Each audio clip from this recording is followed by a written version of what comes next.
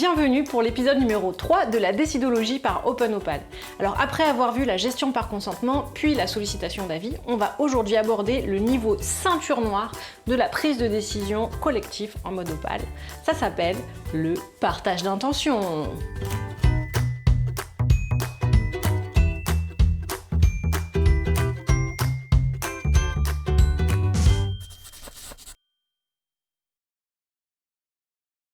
Hello, moi c'est Nina et bienvenue sur OpenOpal, la chaîne qui vous aide à réinventer la façon dont vous travaillez au quotidien, un pas après l'autre. Alors, qu'est-ce que c'est que cette histoire de partage d'intention? En fait, c'est le modèle de prise de décision ultime parce que c'est le plus naturel et le plus fluide. L'idée, c'est que je partage mon intention, j'ai l'intention de faire quelque chose. Et puis ensuite, je regarde un petit peu, je sonde un petit peu quelles sont les réactions, les réticences ou non. Et j'arrive à sentir, de manière très informelle, quand est-ce que c'est le bon moment pour y aller. Alors prenons un exemple concret. Vous travaillez trop, vous êtes en surcharge, pour autant vous n'arrivez pas à trier dans ce que vous avez à faire, et donc vous estimez qu'il faut que vous recrutiez quelqu'un, ou en tout cas que l'organisation recrute quelqu'un pour vous aider dans votre mission. Jusque-là, tout va bien. Comment vous faites? Eh bien vous dites, je vais essayer de lancer un recrutement. Et donc pour ça, vous allez commencer à en parler, faire le tour un petit peu des personnes qui pourraient vous donner un avis, qui pourraient être impactées, qui pourraient éventuellement être réticentes à ce genre d'innovation, enfin de prise de décision.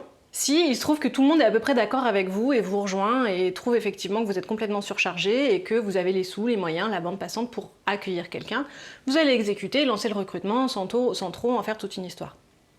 Si c'est pas le cas, en fait, vous allez essayer de travailler ce qu'on appelle votre influence. Vous allez essayer d'aller voir les personnes qui sont les plus réticentes, les personnes qui ont du poids, qui sont influentes, pour les convaincre, pour les rallier à votre cause, pour les rallier à cette chose qui vous paraît si importante pour pouvoir permettre à l'organisation de réaliser sa mission.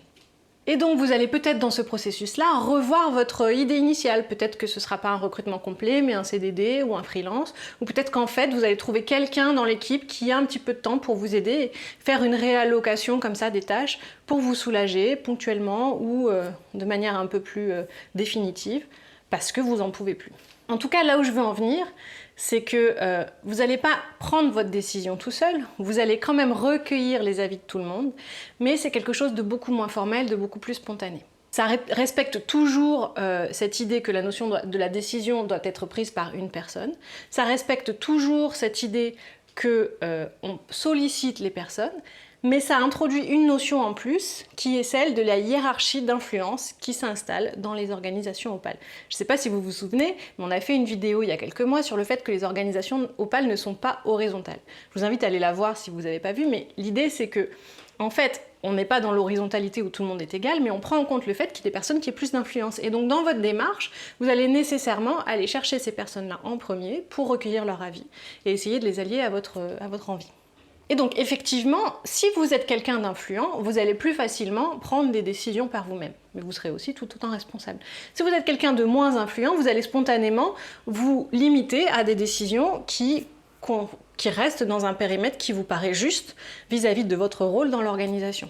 Et si vous avez envie de gagner en influence, vous allez devoir faire ce travail de convaincre les personnes individuellement que vous êtes capable de prendre cette décision et donc d'alimenter quelque part votre réseau d'influence. Donc bien évidemment, pour que ça fonctionne, c'est très abstrait, mais ça marche, je l'ai vu marcher dans un certain nombre d'organisations, il n'y en a pas beaucoup, mais il y a quelques prérequis, le fait qu'il y a un climat de confiance total, le fait que n'importe qui soit vraiment capable de prendre n'importe quelle décision, et donc posez-vous la question, dans quel périmètre vous êtes libre, et si effectivement ça paraît comme quelque chose d'inatteignable, qu'est-ce que je peux faire à mon niveau pour utiliser ce partage d'intention, me muscler dans cette prise de décision fluide et hyper efficace, un petit peu au quotidien, au jour le jour. Voilà, donc ça c'était pour le partage d'intention. Encore une fois, c'est quelque chose à pratiquer et qui vient pas tout seul.